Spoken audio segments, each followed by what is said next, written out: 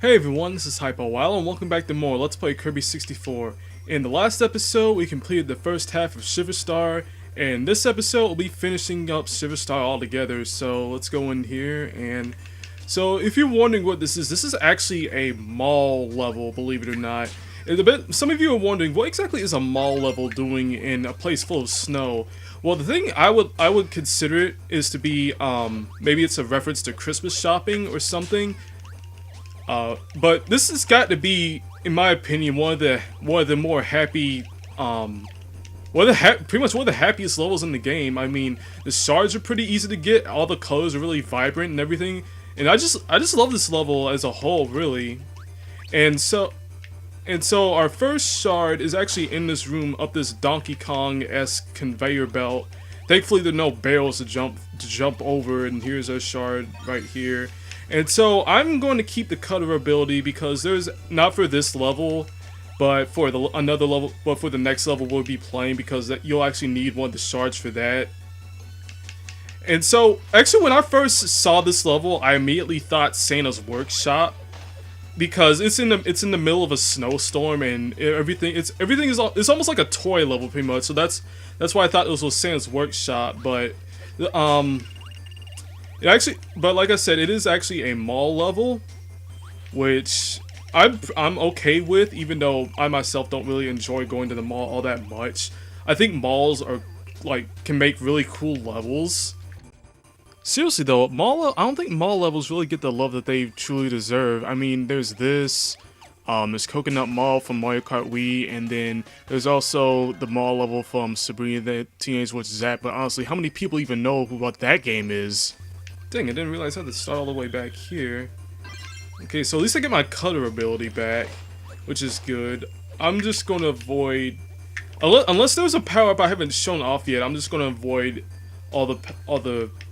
getting any combos altogether, because my main focus really is just to keep this cutter for the rest of this level, because if memory serves me correctly, which I'm 50-50 on, I don't think there is a cutter ability in the next level. So I'm just gonna hold on to this for a good little while. And once again, these spiders can be, I keep calling them spiders, but they're not.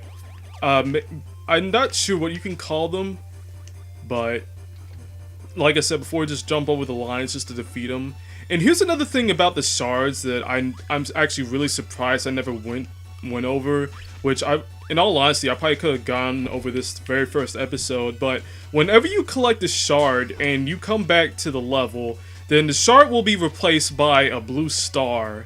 And there are three, and each blue star gives you 10 ticks down there on your bar on your way to getting an extra life. So if you end up getting all three of the blue stars, then you will get an extra life. So it's great if you want to grind for extra lives, but I don't know why you would, since this game is just crazy easy. And so this boss that I keep referring to as a spider boss, what kind of bug is this actually? Because I'm still not sure what it is. If not a spider, I don't know. I guess some kind of caterpillar in a cocoon or something. I really don't know. If any of you out there actually know what this bug kind of looks like, then please don't hesitate to let me know. So I'm actually kind of glad I decided to keep this cutter instead of having to eat these black balls here. So we're almost done, thankfully. This cutter actually helps really well with this boss in particular, and I don't know why I can't hit him. So I guess you could just stay over here and he won't get you in. There's our second shard.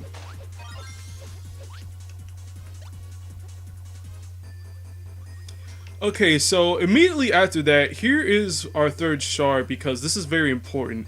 So Adeline here is going to paint pictures of these fruits here. So we have a cherry, a peach, and I believe an orange. So we're going to go into this room, and here we have color switches, and I believe you have to press the colors in the correct order. So there's a cherry, which is red, our peach, which I believe is pink, I would imagine it would be, and our orange, which is orange, and there's a third shard level. Like I said before, the shards in this level are insanely easy to get. And so, you just avoid the goblins, and of course the Yarikos would be here. So, going to the... So, you know, I really love this level because of all the different mall environments they have. Like here we have the florist area. There was a... I don't know what you would call the very first room in the game. I guess that would be kind of a bakery or something, I would imagine, having those conveyor belts. And be careful of these falling blocks because they will insta-kill you. I guess this will be a furniture store, maybe? Because I think these are dressers in here.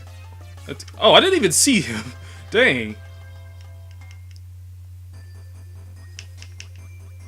Okay, so just gonna run through the forest here, and I keep forgetting I lost my cutter power up. This is gonna be, I'm gonna have to go back and get it at some point. So at least we got all the shards out of this level, so we won't have to worry about coming back here. So okay, that was just really stupid on my part. Alright, I'm back. And you know what? Thinking about it a little more, I can see why there's nobody in this mall, because everything in this mall is trying to bloody kill you. Okay? I mean, these you see these armoires here, or these dressers, they're insta-kill. You have these frogs trying to eat you, not to mention all the other enemies littered throughout this mall. So I don't know what I was thinking when I thought this was Santa's workshop, unless this is like some kind of hostile takeover or something. But yeah, that'd be something to that's something to think about. What if this is actually like, what if Santa actually owned a mall? Like if he owned a mall, who would be the mall Santa then? Would they even have a mall Santa? Like it kind of makes sense when you really think. So it makes sense when you really think about it. Actually, you know what? Now that I think about it, this is actually the power up that we will need for the next level coming up. So thankfully, this is actually a rather useful power up. And so here we are in the electronics store, I guess. Have several TVs and refrigerators. I find it funny that we have refrigerators in here, but all the food is not actually in the refrigerator. And so here we have, I guess you could call it. Imagine if this was like some kind of kids play area. This would be some kind of like obstacle course where you would run behind these shields, because these shot cells will not stop firing at you, and they will home in on you. So be very careful of that. So imagine if these cans like shot paintballs at you. This would actually be a really fun little exercise to do. Now that I think about it.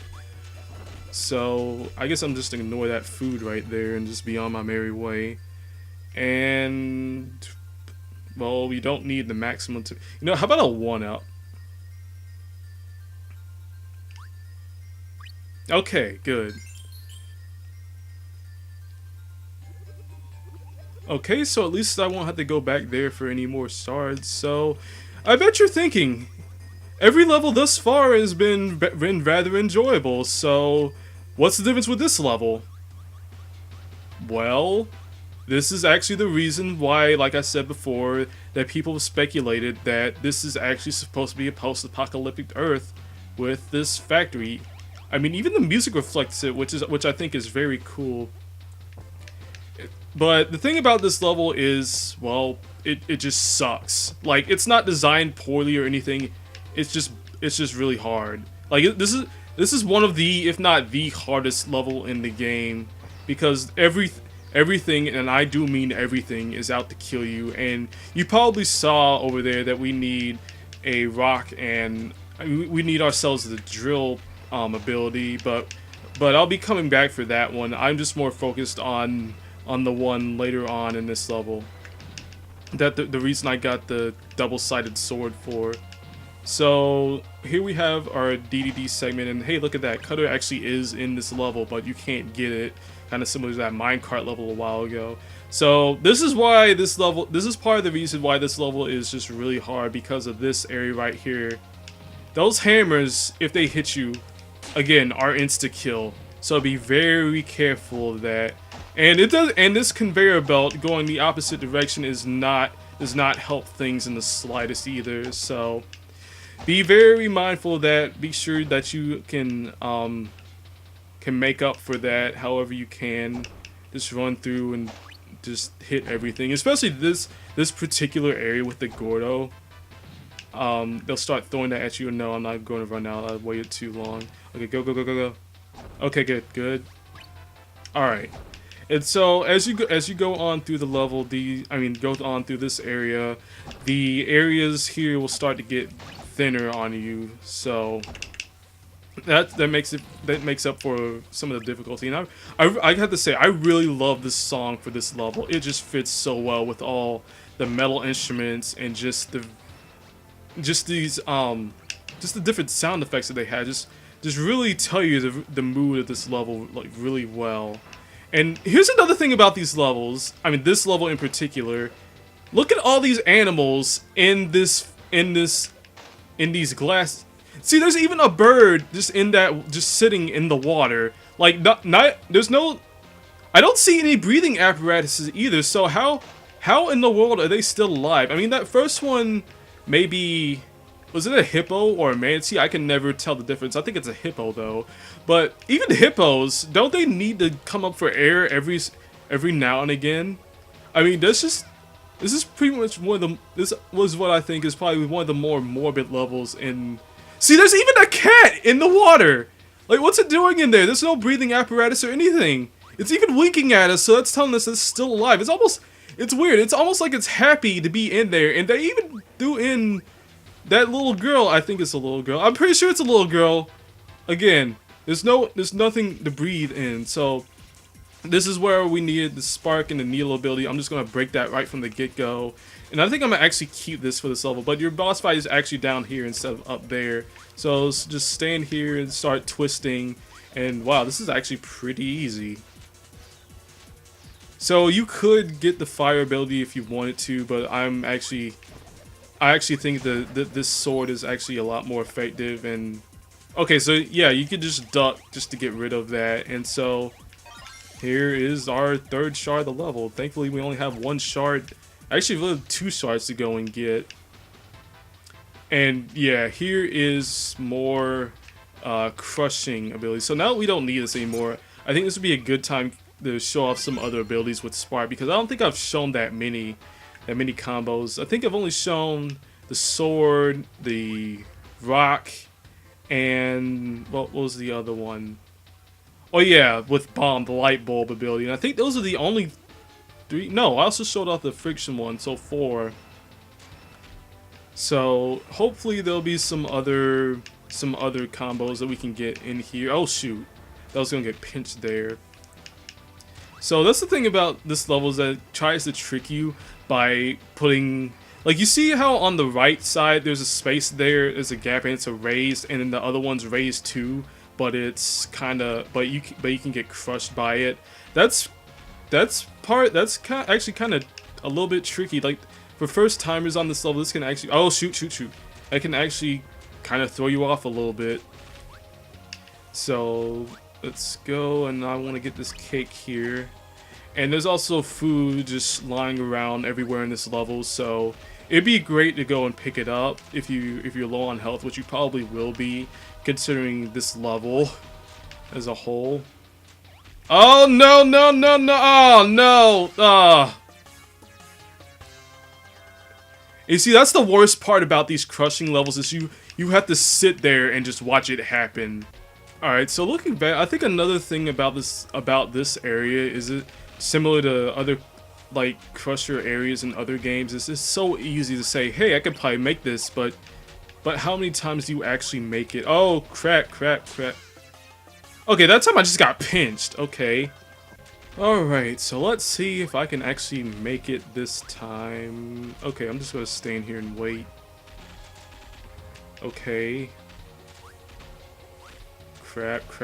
Okay.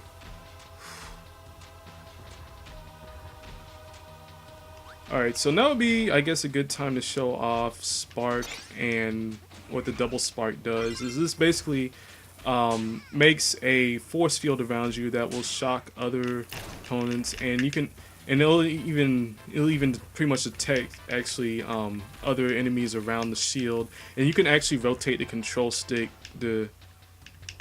Oh, I forgot about this part. I thought that was the end of the level. Apparently, I don't remember this level as much as I did. So yeah, just rotate the control stick around other enemies, and they'll pretty much be shot. And so watch out for these. This part is yet again another insta-kill opportunity. So many insta-kill opportunities in this level. It's ridiculous how hard this level is, or can be sometimes. So the last shard in this level is actually in this area, believe it or not. It is right there, as a matter of fact, and be quick about it because well, yeah, there again. I'm just gonna have to sit there and take it. Alright, I believe this is where I was at, and this is close enough. Okay, yeah. No. Are you kidding me? Crap. You know what? I don't think I've ever figured out that I really hate this level, but I hate playing through this level so much because everything wants to kill you and do it quickly. I cannot. I had to so those of you who don't know, I had to replay this level twice. Up to this point, the entire level twice, because I kept getting killed. Because I kept getting greedy. That is one thing. If I had to say one thing about this level, it'd be do not, and I repeat, do not get greedy with this level, because it will come back and bite you hard. And I mean hard. Okay, so thankfully there you actually don't get crushed immediately, and I really hope I do not want to die again, because I do not want to replay this a third time. Oh my goodness, I hope, is that it? Thank you, Lord, that was it. Okay, so I'm definitely getting a maximum tomato. And I actually got it this time. How about that? Okay, so after all that, we can finally go on to the boss of Shiver Star, which is HRH. Or at least this form is HRH.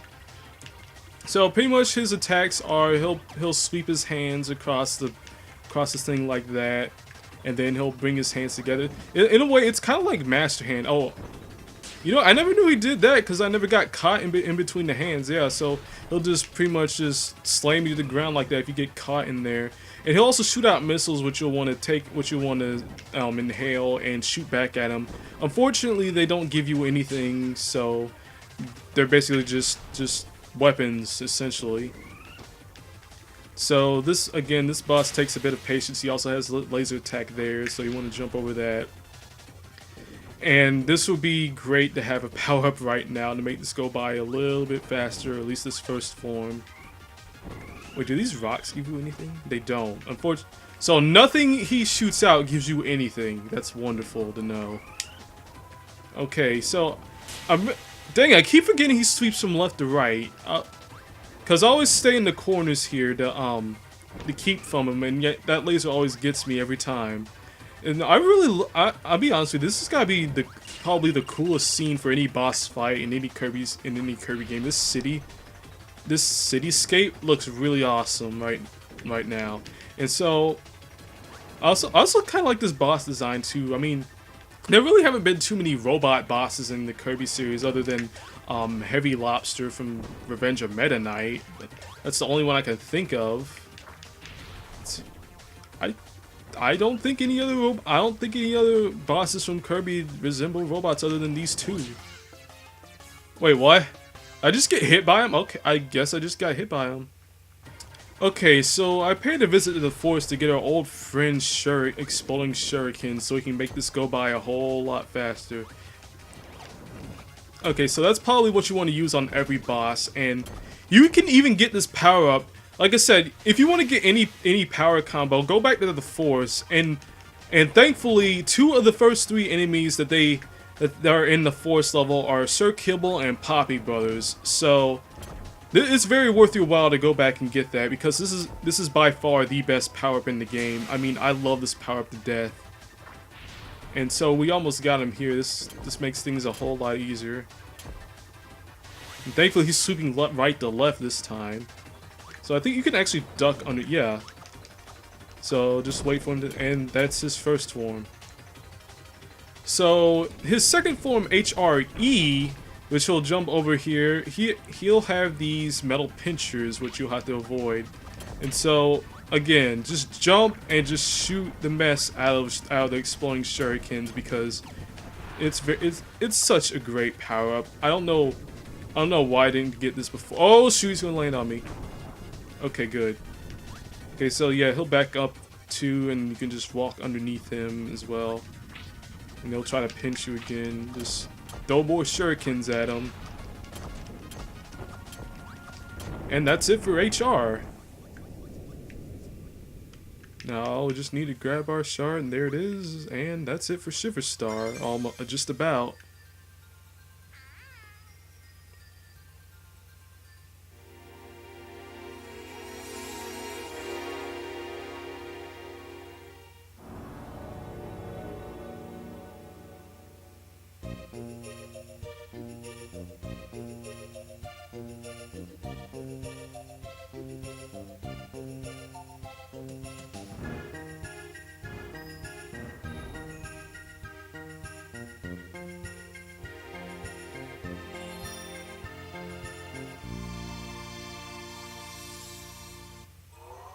Alright, so before we end this episode off, I'm going to go back and get the last shard I missed. I'll see you in a little bit. Okay, so the shard I missed, you just have to climb down the first platform and just shoot the shard, shoot the block there, and then as you go down, just shoot the other blocks as well. And I believe these all have, yeah, so these all have walls by them, and you have to go at the very bottom and go up this ladder if you want to, and there's a shard. And thankfully, we never have to set foot in that level ever again for this playthrough. But that's going to be it for this episode. Thank you all for watching. This has been HypoWallow, and until next time, I'll see y'all later. Take care, everybody.